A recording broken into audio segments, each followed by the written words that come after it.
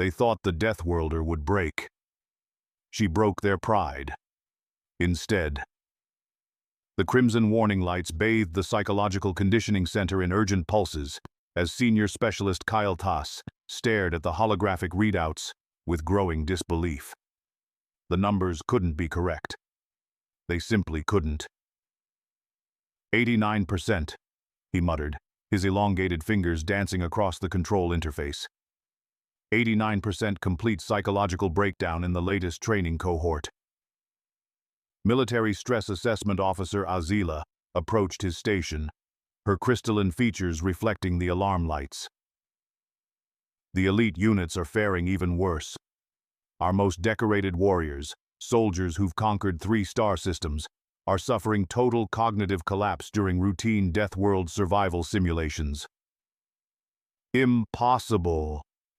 Rehabilitation protocol. Director Vex Thule materialized beside them, his translucent form shimmering with agitation. Our 47-stage psychological conditioning protocols are the most advanced in known space. We've broken the minds of species that considered themselves mentally superior for millennia.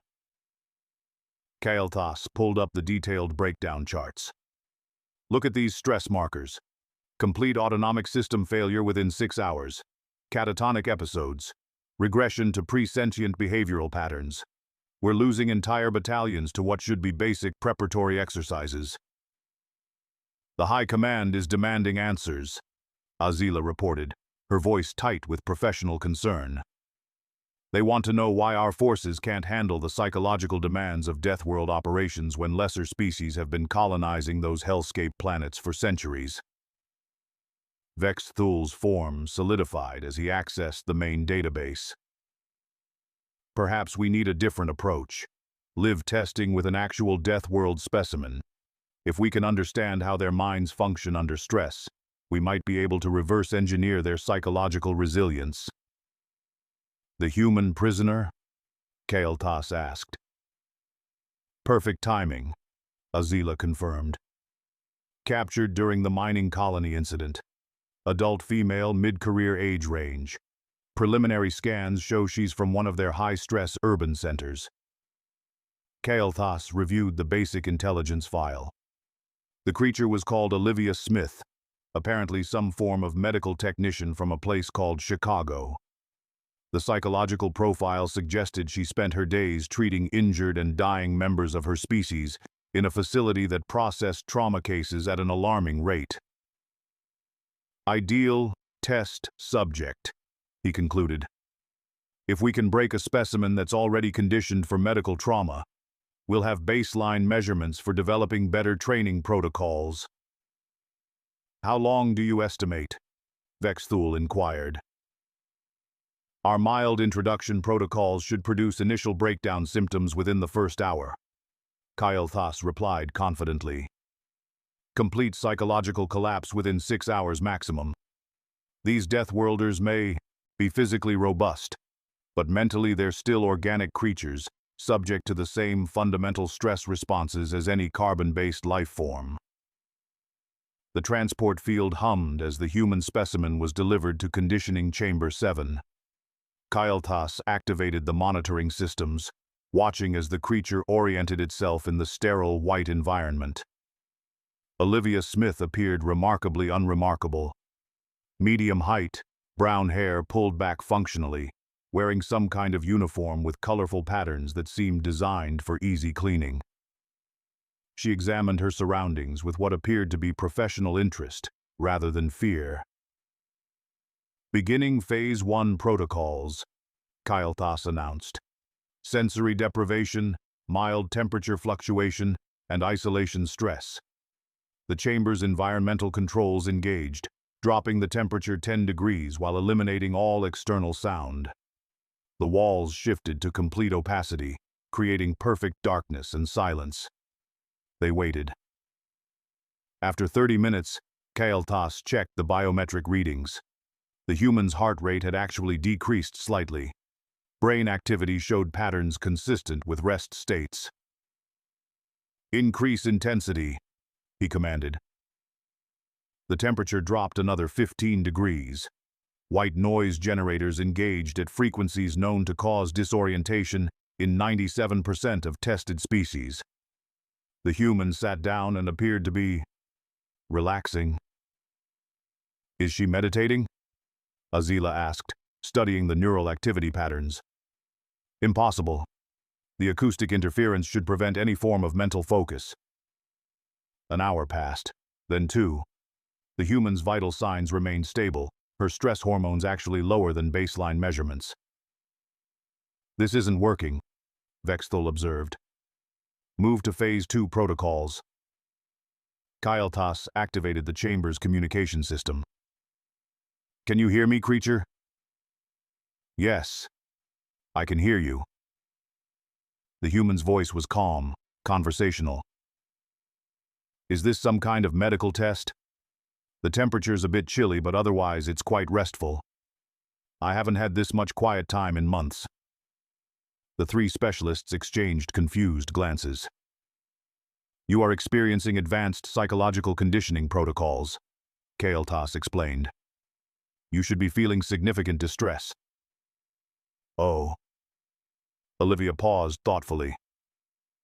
Well, this is like a quiet break compared to my usual Tuesday. Do you have any crossword puzzles? Or maybe some reading material? I could really use the mental downtime. Azila checked the environmental readings twice. She's treating our sensory deprivation protocols as recreational time. Increase to Phase 3, Vexthul ordered. Physical discomfort combined with psychological pressure. The chamber temperature plummeted to just above freezing while high-intensity strobe lights began flashing in patterns designed to trigger disorientation and panic. Subsonic frequencies joined the assault, targeting the inner ear structures responsible for balance. Olivia shivered and rubbed her arms. Okay. Now it's getting uncomfortable. This reminds me of working the winter night shift when the hospital's heating system failed. Are you folks having some kind of equipment malfunction? This is intentional, Kael'thas replied. These conditions are designed to produce psychological breakdown. Huh. Well, you might want to check your research methodology. This is pretty mild compared to a 16-hour shift during flu season. The lights are annoying, but I've worked under flickering fluorescence for years. She sat cross-legged and closed her eyes. The key is just to breathe deeply and find your center. I learned this technique during my residency when we had to handle 3 trauma cases simultaneously. Kael'thas ran full diagnostics on the conditioning equipment. Everything was functioning perfectly. The protocols that had broken trained military specialists were having no effect whatsoever on this random medical worker. Perhaps she's from a warrior caste, Azila suggested. Negative. Intelligence indicates she treats sick younglings and performs routine medical procedures. No combat training, no military conditioning. Then why isn't she breaking?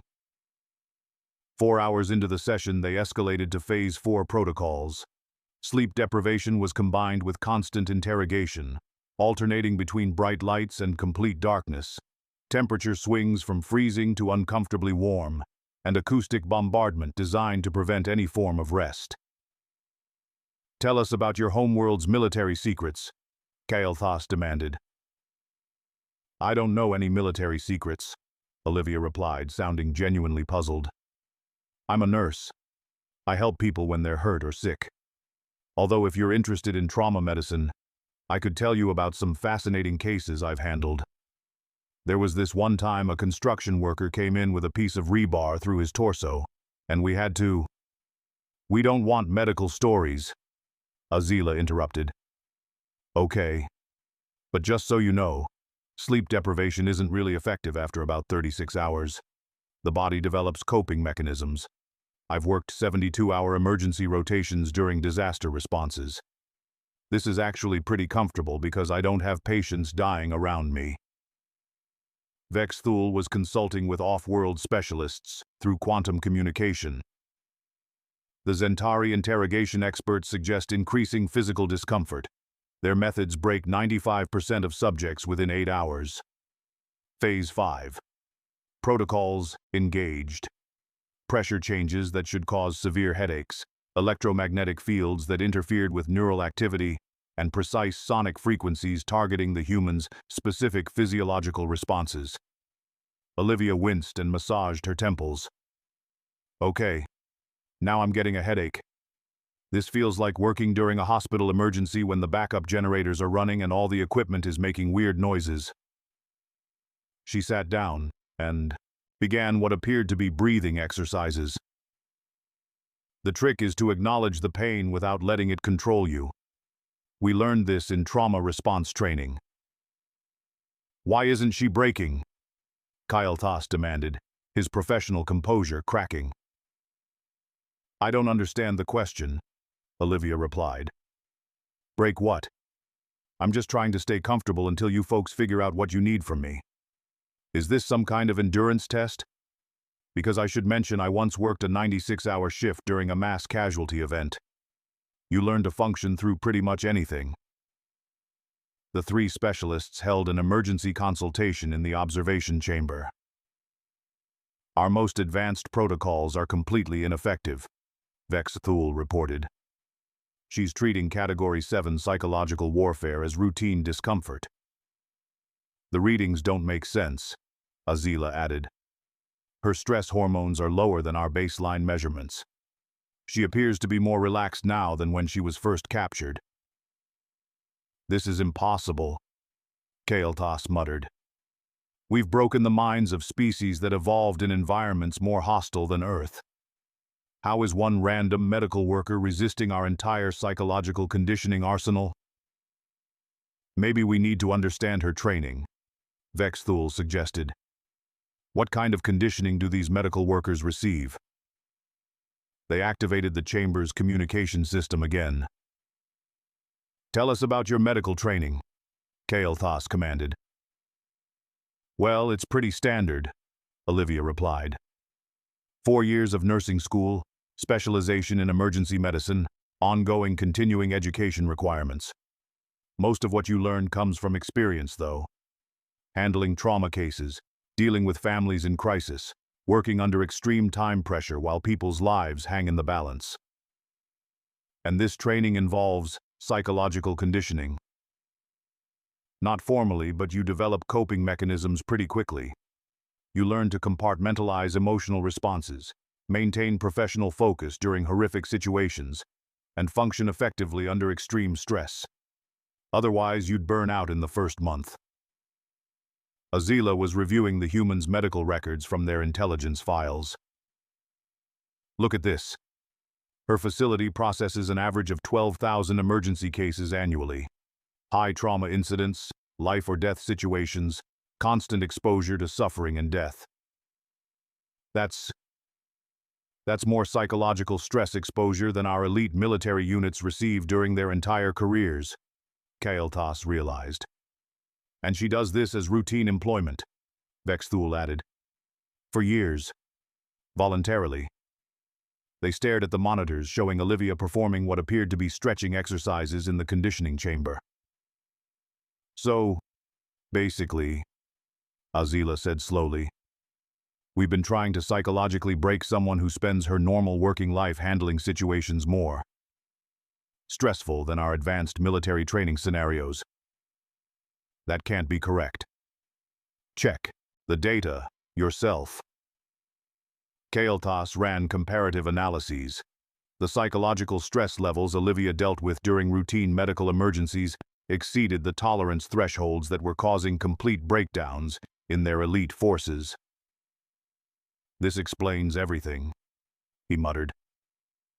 Our soldiers are failing because they're not prepared for the reality of Deathworld psychology. We've been training them for theoretical stress, while creatures like her live in practical stress environments daily. In the conditioning chamber, Olivia had noticed some condensation forming on the walls and was using it to clean what appeared to be small stains on her uniform. Are you folks okay out there? She called. You've been quiet for a while and I'm starting to worry about you. From a medical perspective, you sound like you might be experiencing some anxiety. That's completely normal when equipment isn't working as expected. The three specialists looked at each other in dawning horror. She's concerned about our stress levels, Azila whispered. While we're actively trying to torture her, Vexthul added. And she's treating it like a professional consultation, Kael'thas concluded. 12 hours into the session, they had escalated through every protocol in their arsenal. Physical pain, psychological manipulation, sensory overload, temporal disorientation, memory intrusion attempts. Everything that had proven effective against thousands of different species and military units. Olivia's stress levels remained lower than their baseline readings. Maybe I should check on your equipment, she suggested after their latest attempt at emotional trauma induction had failed completely. In hospitals, when machines start malfunctioning, it's usually a simple calibration issue. I've seen million-dollar diagnostic equipment fail because someone forgot to update the software. Our equipment is functioning perfectly, Kael'thas replied, though he was beginning to doubt his own words. If you say so. But from my perspective, it seems like you're trying to create some kind of stress response and it's not working correctly. Have you tried running diagnostics? And honestly, you all sound really stressed. That can't be good for your health. Vexthul was frantically consulting with military psychologists from 3 different sectors. The consensus is unanimous. These protocols should produce complete psychological collapse in any organic sentient. The fact that she's not only resisting but expressing concern for our well-being suggests either massive equipment failure or what? Or we fundamentally misunderstand Deathworld psychology. Azila was running historical analyses. I'm seeing patterns in the data. Every species we've successfully conditioned comes from environments with predictable stress factors. Seasonal conflicts, resource competition, territorial disputes, stressful but manageable and cyclical. Whereas the human homeworld, constant, unpredictable, multifaceted stress, natural disasters, disease, social conflict, economic instability, technological challenges, environmental threats, and their medical professionals exist at the intersection of all these stress factors simultaneously. Kael'thas was beginning to understand. They don't just survive in stress. They're trained to function optimally under conditions that would destroy other species. And they do it voluntarily, as a career choice. Which means our advanced psychological warfare techniques are literally less stressful than her normal working conditions. 18 hours into the session, they had exhausted every protocol, consulted with every expert, and run diagnostics on all their equipment multiple times. Everything was working perfectly. The problem wasn't their methods. The problem was their complete misunderstanding of what they were dealing with. Olivia had been asking increasingly concerned questions about their well-being, offering medical advice for stress management, and suggesting they might want to take breaks to avoid professional burnout. Seriously, she called through the communication system. You folks sound really overwhelmed. In medical settings, when staff get this stressed, we implement mandatory rest periods and peer support counseling. Have you considered that maybe your equipment expectations aren't realistic? The 3 specialists sat in stunned silence. She's trying to provide medical care, Azila observed. To the people who are torturing her, Vexthul added. And she's genuinely concerned about our professional competence and emotional well-being, Kael'thas finished. They looked at each other, then at the monitoring displays showing Olivia's remarkably stable vital signs, then at their own stress readings which had been climbing steadily for the past 18 hours. We're the ones having psychological breakdowns, Kael'thas realized. She's fine. We're the ones who can't handle this situation. The truth was becoming unavoidable. Their most sophisticated psychological conditioning protocols, designed by the greatest minds in military psychology, refined through centuries of successful application against countless species, were completely ineffective against a random hospital worker from Earth. Not because their methods were flawed, but because humans, specifically human medical professionals, existed in a state of psychological conditioning that exceeded anything their military specialists had ever conceived possible. "We need to completely recalibrate our training protocols," Vexathul said finally. "Everything we thought we knew about stress conditioning is wrong." "How do we tell the High Command that our elite forces are psychologically weaker than enemy medical personnel?" Azila asked. "We don't," Kael'thas decided. "We learn from her." He activated the communication system. "Olivia Smith of Earth." "Yes? Are you finally ready to let me help? You sound absolutely exhausted." We would like to understand your training methods. How do humans develop such psychological resilience?" "Oh, that's easy. You start with the basics. Deep breathing, situational awareness, emotional compartmentalization. Then you practice under increasingly difficult conditions until maintaining professional focus becomes automatic. The key is accepting that stress is just part of the job, not something to be avoided." She paused thoughtfully. "Although I have to say your approach seems backwards. You're trying to break people down instead of building them up. In medical training, we learn that psychological resilience comes from competence and confidence, not from surviving torture. You want your military folks to handle death-world conditions? Teach them to function effectively under pressure. Don't just throw them into stressful situations and hope they don't break." The three specialists exchanged glances. "Would you be willing to share your techniques?" Kael'thas asked carefully. "Of course. Patient care is patient care, whether they're human or alien. Although I should mention, I'd prefer to do this in your medical facility if you have one. These environmental controls are starting to make me worry about your equipment maintenance protocols." 24 hours after beginning what should have been a routine psychological breakdown session, Senior Specialist Kael'thas found himself escorting a human medical worker to their main hospital facility to begin teaching stress management techniques to their elite military forces. The irony was not lost on him.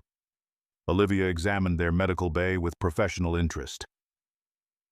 "Nice setup. Very clean, good equipment layout.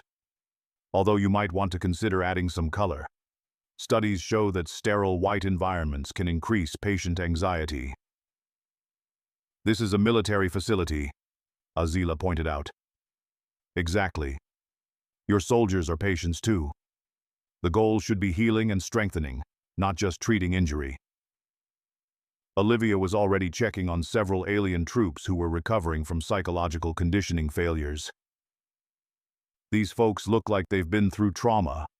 Classic symptoms: hypervigilance, emotional shutdown, avoidance behaviors." She turned to address the medical staff. "Has anyone been providing psychological support? Basic stress management education? Coping skill development?" The alien medical team exchanged confused glances. "We treat physical injuries," the lead physician explained. "Psychological conditioning is handled by specialists." "Well, there's your problem right there. You can't separate physical and mental health. They're completely integrated. Every patient needs both." Olivia was already moving between the recovering soldiers, conducting what appeared to be informal assessments. "This one's showing signs of chronic stress accumulation. This one's got classic trauma response patterns. And this poor fellow looks like he hasn't slept properly in weeks." She looked back at the specialists. "You folks have been trying to build psychological resilience through psychological torture. That's like trying to teach swimming by throwing people in the ocean during storms. No wonder you're seeing breakdown rates this high."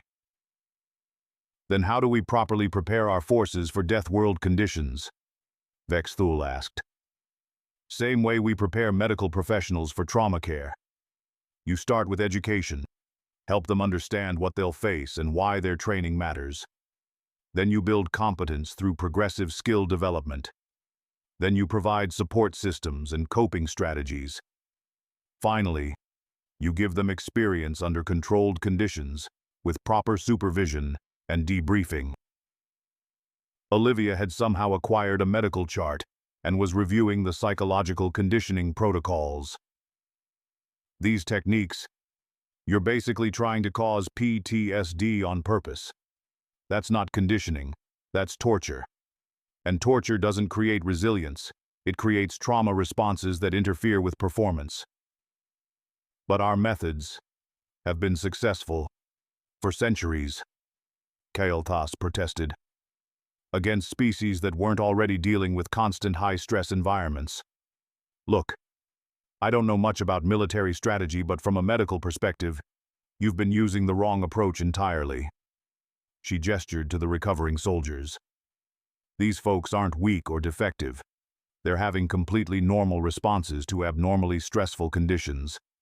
The solution isn't to make them tougher. It's to give them better tools for managing stress. Azila was reviewing comparative data. The humans who successfully colonize death worlds, what kind of training do they receive? Usually medical or emergency response backgrounds. People who've learned to function under pressure, maintain clear thinking during crises, and compartmentalize emotional responses while staying compassionate and effective. Olivia shrugged. It's not that we're tougher than anyone else. We just have better coping strategies because we've had to develop them to do our jobs. The implications were staggering. The entire military psychological conditioning program, the pride of their armed forces, the system they'd developed over centuries of successful conquest, was not only ineffective against death world conditions, it was actively counterproductive. How long would it take to retrain our forces using your methods? Vexthul asked. Depends on their current psychological state and how much damage your old methods caused. For healthy individuals starting fresh, maybe 6 months of progressive training. For folks recovering from trauma. Olivia glanced around the medical bay. Could be a year or more, with proper therapeutic support. And you would be willing to help develop these new protocols? Well, I do need to get back to Chicago eventually. My patients need me. And I've got bills to pay. But I suppose I could consult on your program for a while. She paused thoughtfully. Although I should mention, if you're serious about this, you might want to consider recruiting some other human medical professionals. We tend to work better as teams, and you'd benefit from diverse perspectives. Kael'thas realized that everything had changed.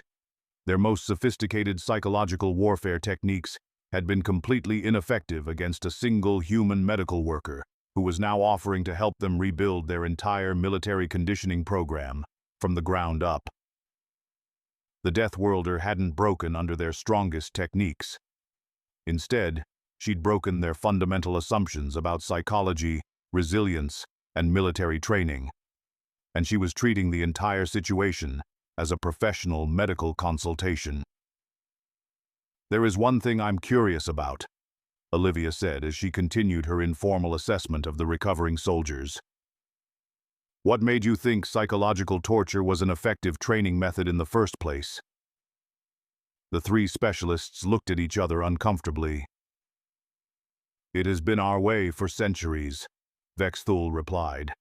Break down the individual, then rebuild them stronger.